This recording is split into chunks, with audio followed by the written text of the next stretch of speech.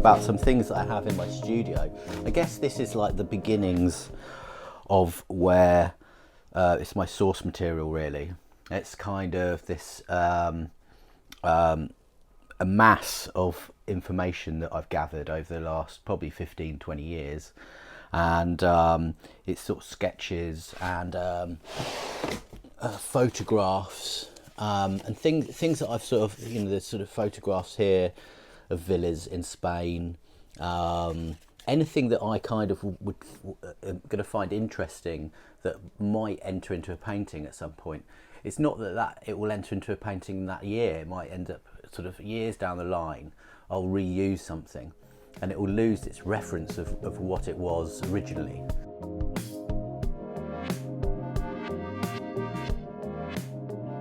Mountains are a recurring theme in my work, so I kind of always I'm collecting imagery with mountains and trees, especially enclosures.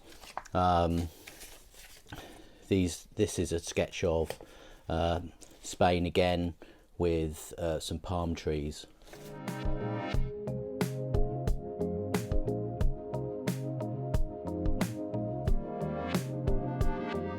So this is the sort of next stage, the oils on paper that I work on, and if they sort of work when I'm using the oil on a nice piece of paper, that's when they might kind of enter into another realm of my work.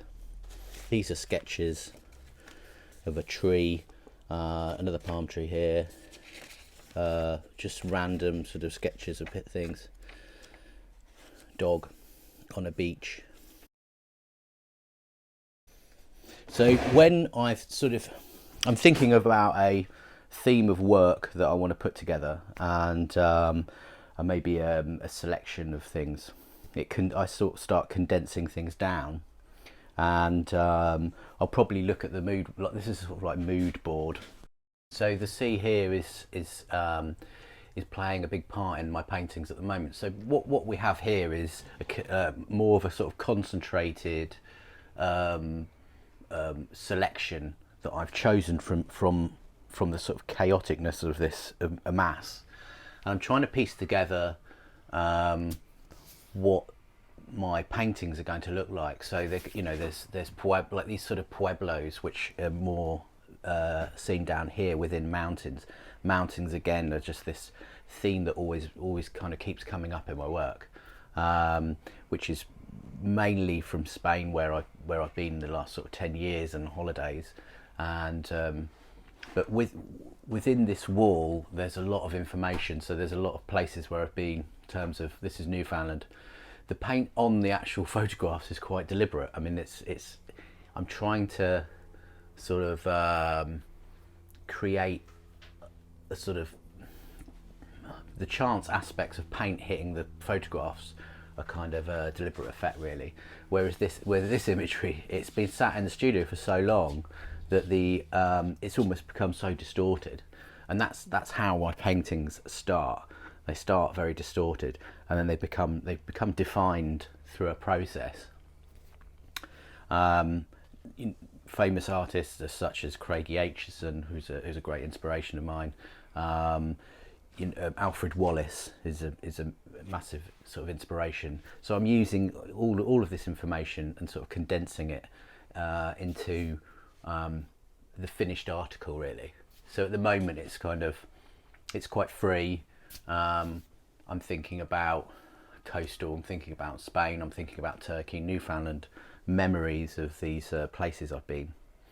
There's travel in there, there's boats that are they're kind of symbolic of escape, and roads leading into the mountains with signs suggesting this messaging in some ways. So it's all kind of important. It all ends up in my work somehow, all of this stuff, and that's the next stage really, where the drawings are more specific, which we'll look at next.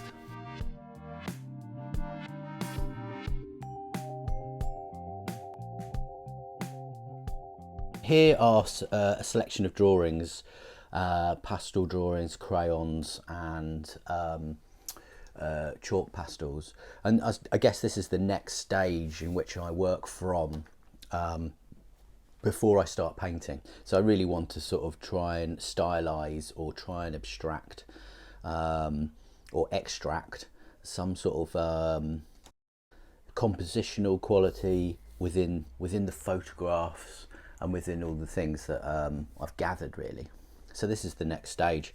So especially within lockdown, where we haven't been able to sort of travel that much, I've been getting a lot of source of inspiration locally, and a lot of walks. We obviously live in Hove, so it's near the beach. So I think wherever I am, I can find something that is going to interest me in some ways. So here's the next. These are all sort of local Brighton things. So sailboats, windsurfing, the sea has all started to enter into some new work that I'm working on at the moment. Beach scenes, people with towels, but trying to abstract the imagery. So I really like Milton Avery's paintings, coastal paintings, Nicolas de Stael, other artists that used Monet, for instance. You know, they all use sort of coastal paintings. So kind of using that as a background, as a sort of inspiration as well. Umbrellas and parasols, which are also a recurring theme in my work, which play a big part of what I'm doing. You know, some really free sketching, which is really important to sort of try and free up and abstract what I see, really. Little canoeing,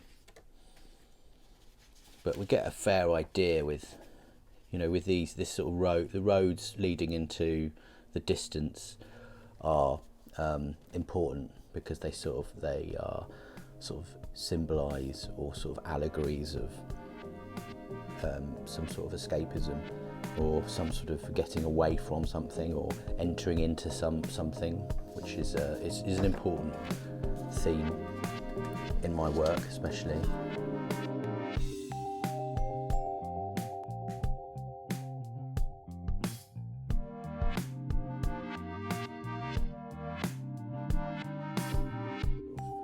Watercolour wash, which is completely abstracted, really, but you can start seeing elements of here, which it kind of looks like water.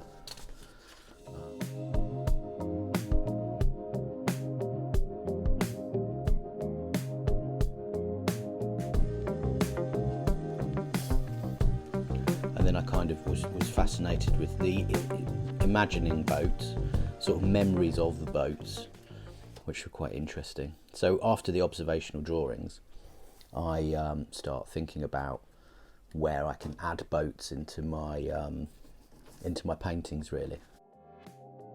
I'm trying to gather information, trying to sort of work out at this point a theme, a long running theme within the work to sort of put into a selection of paintings. We're just looking at at my desk, really, of these books here. I have loads more books upstairs, but depending on where my inspiration's going or what I'm interested in at that time, I choose the books and I bring them down here to the studio. So at the moment, it's sort of, I'm fascinating with the sea. I'm kind of working with sanding down process and things like that, and Monet suddenly kind of come out of nowhere, really, to be an inspiration for these new works. People like sort of Peter Doig, Hervin Anderson. I've got like landscapes of France because I've been going to France. So they're things that I've got. I searched through the charity shops, and it's a sort of search, really, that I'm most interested in, and what I find in these shops, and then it informs me. These books sort of inform me and kind of sort of create more of a sort of substantial piece of inspiration for me to sort of move on with, really. So back here, here we've got my paints that I use. They're mostly either Michael Harding or Old Holland, which I love, and they're my favourite paints. They've got really vivid colour content, hues. They work for what I'm trying to sort of convey really in my work. And I use a lot of white because I want this sort of greyish muted colour a lot of the time. I use a lot of the actual silt from the paint. So this is that's the sort of body of the work. So what if I mix a colour, and I'll probably mix a little bit of that in with the colour, and it actually creates more of a sort of, this is more of a tonal part of the blues that I use, and it just gives it that sort of, it blends in the other colours, so it doesn't look like anything standing out too much. If I really want to use something that stands out, I use some of the really good quality pinks like this Michael Harding. It's a brilliant pink. It's it's fantastic. It kind of zings. So you've got these sort of muted colours, and then you've got these sort of zingy colours on top. I mix all my colours on these metal trays, just because it's open. I can see what I'm doing. It's quite it's quite chaotic. When I'm sort of painting, I want it to be quite lively. I want it to be there's a lot of motion going on. The mixing of the colours are quite spontaneous, so that happens